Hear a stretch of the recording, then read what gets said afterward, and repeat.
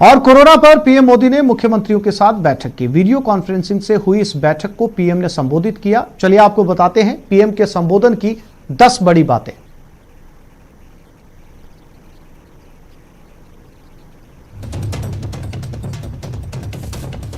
PM Modi ने कहा कि भारत संभली हुई स्थिति में है, वैक्सीन की पूरी तैयारी है, लेकिन बचाव जारी रहना चाहिए। देश में टेस्टिंग का नेटवर्क काम कर रहा है। फ्रंटलाइन वर्कर्स प्राथमिकता होने चाहिए। वैक्सीन आने पर फ्रंटलाइन वर्कर्स को प्राथमिकता मिलेगी। कौन सी वैक्सीन कितनी कीमत में आएगी यह अभी तय नहीं हुआ है। सबको वैक्सीन देना हमारी प्राथमिकता है। वैक्सीन का एक विस्तृत प्लान जल्द ही राज्यों से साझा कर दिया जाएगा।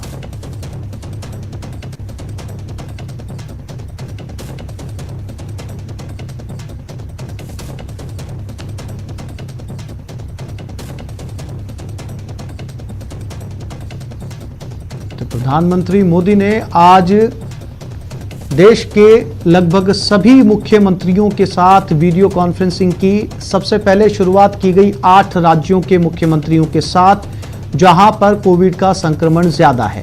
इसमें मुख्यमंत्री गहलोत ने भी अपनी तरफ से प्रधानमंत्री मोदी के सामने तथ्य रखे, जिसमें उन्होंने कहा कि सभी टेस्ट यहां पर सफलतापूर्वक किए जा रहे हैं। दिवाली पर पटाखों की अनुमति भी इसीलिए नहीं दी गई। साथ ही प्रधानमंत्री मोदी ने साफ किया कि कौन सी वैक्सीन का कितने दाम होंगे यह अभी तय नहीं है, लेकिन उनकी बातों से जो सार निकलकर सामने आया उसमें उन्होंने साफ तौर पर राज्यों को निर्देश दिए कि कोल्ड स्टोरेज सरकारों को तैयार रखने चाहिए। इसके साथ ही जल्द से जल्द उन्होंने राज्य सरकारों से उनकी जरूरत के लिए कितनी वैक्सीन की जरूरत है उसका भी लिखित जो है वो दस्तावेज मांगे हैं। और वैक्सीन पर लगातार काम चल रहा है, चाहे वो विदेशी वैक्सीन हो या फिर भारत में बनने वाली वैक्सीन। कब आएगी, कितने दिनों में आएगी, साफ तौर पर प्रधानमंत्री ने कहा कि हालांकि इसकी प्रक्रिया जारी है, लेकिन जब तक वैज्ञानिक कसौटी पर 100% उस दवाई को नहीं परखा जाएगा तब तक ये कहना मुश्किल है, क्योंकि जो भी दवाई आएगी उसको वैज्ञानिक कसौटी पर परखा जाएगा। फिलहाल सीधे तौर पर राज्य सरकारों को प्रधानमंत्री मोदी का साफ तौर पर दिशा निर्देश है कि जब तक दवाई नहीं आती कोरोना पर सख्ती लागू रहनी चाहिए। लोगों को 2 गज की दूरी और मास्क की अनिवार्यता बहुत जरूरी है।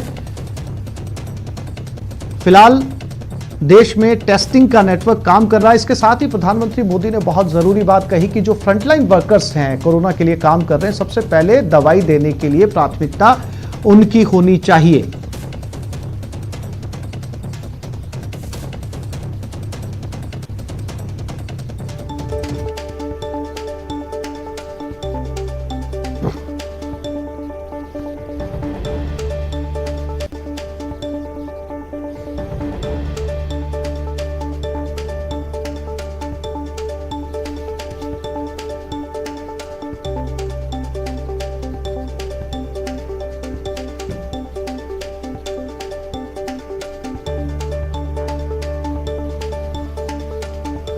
और सीएम ने पीएम मोदी को जानकारी दी कि राज्य में 100% RT-PCR टेस्ट किए जा रहे हैं। रोजाना करीब 30,000 लोगों की कोरोना जांच की जा रही है। राज्य ने पटाखों पर प्रतिबंध लगाया, मास्क पर कानून बनाया, नाइट कर्फ्यू लगाया, लोगों के एकत्रित होने पर लगाम लगाई, जन आंदोलन जैसे कदम उठाए गए हैं। अस्पताल के इंफ्रास्ट्रक्चर को मजबूत किया गया है। ऑक्सीजन उत्पादन संयंत्र, ऑक्सीजन पाइपलाइनों का बिछाने, ऑक्सीजन संयंत्रों की खरीद, भंडारण संयंत्र, आईसीयू और ऑक्सीजन बेड में वृद्धि की गई है।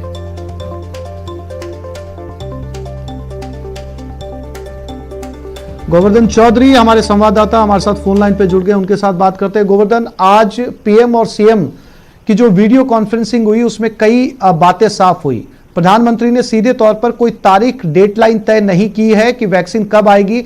हालांकि उन्होंने ये जरूर इशारा किया कि राज्य सरकारों को तैयार रहना चाहिए और एक ऐसा खाका बनाना चाहिए जिससे केंद्र सरकार को पता चल पाए कि किस राज्य को कितनी वैक्सीन की जरूरत है। साथ ही कोल्ड स्टोरेज तैयार रखने के लिए बोला। अंदाजा लगाया जा सकता है गोवर्धन की तैयारियां पूरी हो चुकी हैं वैक्सीन को लेकर। देखिए, प्रधानमंत्री की जो मुख्यमंत्रियों के साथ में वीडियो कॉन्फ्रेंसिंग की, उसमें राजस्थान से सीएम अशोक गहलोत ने भी हिस्सा लिया और राजस्थान सरकार ने कोरोना नियंत्रण के लिए जो कोरोना की दूसरी वेव आने से पहले जो कदम उठाए हैं उनके बारे में जानकारी दी गई।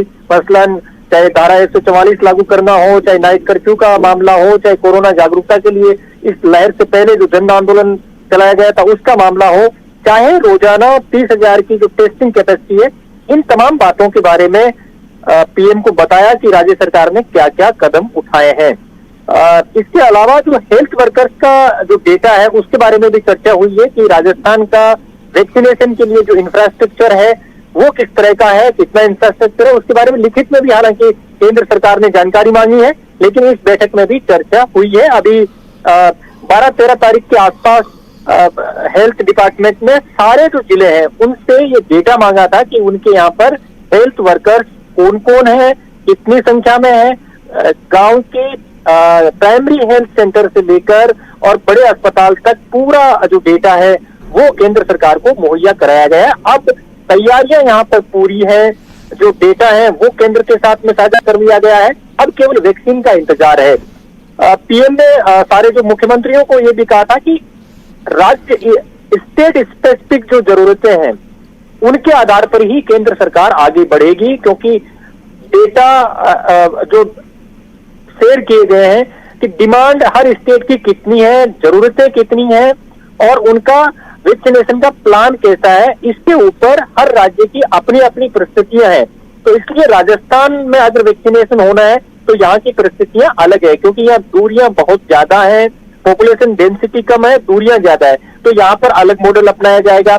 तो इस बात की संभावना है कि वैक्सीनेशन के लिए एरिया स्पेसिफिक मॉडल अपनाया जाएगा। हालांकि राजस्थान सहित बाकी के स्टेट का वैक्सीनेशन का जो अनुभव है वो इस कोरोना में भी काम आएगा, क्योंकि इससे पहले पल्स पोलियो अभियान हो चाहे बाकी और टीकाकरण के अभियान हो तो बहुत सफलतापूर्वक पूरे देश में और राजस्थान में चले हैं। तो उस पुराने अनुभव के आधार पर ही कोरोना वैक्सीनेशन की भी तैयारी यहाँ पर की जा रही है, सरकार के लेवल पे भी और हेल्थ डिपार्टमेंट के लेवल पे भी। अब केवल इंतजार वैक्सीनेशन का है, वैक्सीन अवेलेबल होने का है। पीएम ने भी वही बात कही जो कल सीएम की ओर से बयान आया कि सबसे पहले वैक्सीन लगाने की जो प्राथमिकता है वो हेल्थ वर्कर्स को, मतलब डॉक्टर्स, नर्सिंग कर्मी जो हेल्थ वर्कर्स है उनको दी जाएगी। तो टॉप प्रायोरिटी पे चाहे केंद्र सरकार हो चाहे राज्य सरकार हो, सबसे पहले जो कोरोना वॉरियर है, जो फ्रंट वॉरियर है, उनको वैक्सीन दी जाएगी और उसके बाद प्रायोरिटी सेक्टर तय किया जाएगा। तो ये जो बैठक हुई है उसमें इस वीडियो कॉन्फ्रेंसिंग के जरिए जी गोवर्धन, जानकारी के लिए आपका धन्यवाद।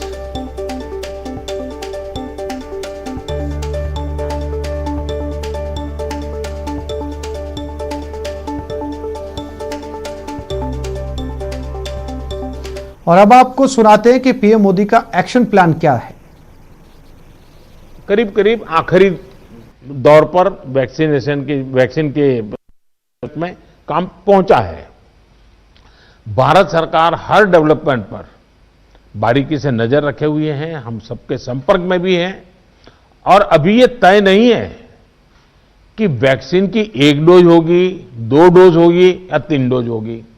ये भी तय नहीं है कि इसकी कीमत कितनी होगी, उसकी कीमत कितनी होगी, ये कैसे होगी। यानी अभी भी इन सारी चीजों के सवालों के जवाब हमारे पास नहीं है।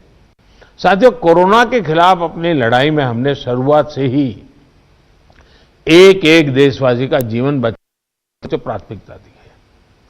अब वैक्सीन आने के बाद भी हमारी प्राथमिकता यही होगी कि सभी तक कोरोना की वैक्सीन पहुंचे, उसमें तो कोई विवाद हो ही नहीं सकता है। लेकिन कोरोना की वैक्सीन से जुड़े भारत का अभियान अपने हर नागरिक के लिए एक प्रकार से नेशनल कमिटमेंट की तरह है। साथियों, वैक्सीन को लेकर भारत के पास जैसा अनुभव है वो दुनिया के बड़े बड़े देशों को भी नहीं है। हमारे लिए जितनी जरूरी है स्पीड है, उतनी ही जरूरी है सेफ्टी भी है। भारत जो भी वैक्सीन अपने नागरिकों को देगा वो हर वैज्ञानिक कसौटी पर खरी होगी। तो मेरा आग्रह है कि आप लिखित में अगर हो सके उतना जल्दी, क्योंकि आज भी कुछ है सबने कि ये हो, इससे भी ज्यादा होंगे, ये अगर मिल जाएंगे तो हमें अपनी स्ट्रेटेजी वर्कआउट करने में सुविधा होगी और कोई किसी पे थोप नहीं सकता है। भारत सरकार निर्णय करे कि हम ये करेंगे और राज्य सरकार, ऐसा नहीं हो सकता। हम सबको मिलकर के ही इस चीज को आगे बढ़ाना पड़ेगा और इसलिए सबके विषयों का बड़ा महत्व है। आज रिकवरी रेट और फर्टिलिटी रेट दोनों ही मामलों में भारत दुनिया के अधिकतर देशों से बहुत संभली हुई स्थिति में है। हम सभी के अथक प्रयासों से देश में टेस्टिंग से लेकर ट्रीटमेंट का एक बहुत बड़ा नेटवर्क आज काम कर रहा है। इस नेटवर्क का लगातार विस्तार भी किया जा रहा है। हमें तो कोरोना पर ही फोकस करना है। हमें किसी भी हालत में ढिलाई नहीं बरतने देनी है। हां, शुरू में कुछ बंधन इसलिए लगाने पड़े ताकि व्यवस्थाएं भी विकसित करनी थी, लोगों को थोड़ा एजुकेट भी करना था। अब हमारे पास टीम तैयार है, लोग भी तैयार हैं। थोड़ा आग्रह रखेंगे तो चीजें संभल सकती हैं। तो जो जो चीज हम तैयार करें उसको जरा इंप्लीमेंट करें और हमें आगे अब कोई बढ़े नहीं, इसकी चिंता जरूर करनी होगी, कोई नई गड़बड़ न हो। आपदा के गहरे समंदर से हम निकले हैं। यहाँ एक छोटे से ब्रेक के लिए रुक रहे हैं, जल्द लौटते हैं।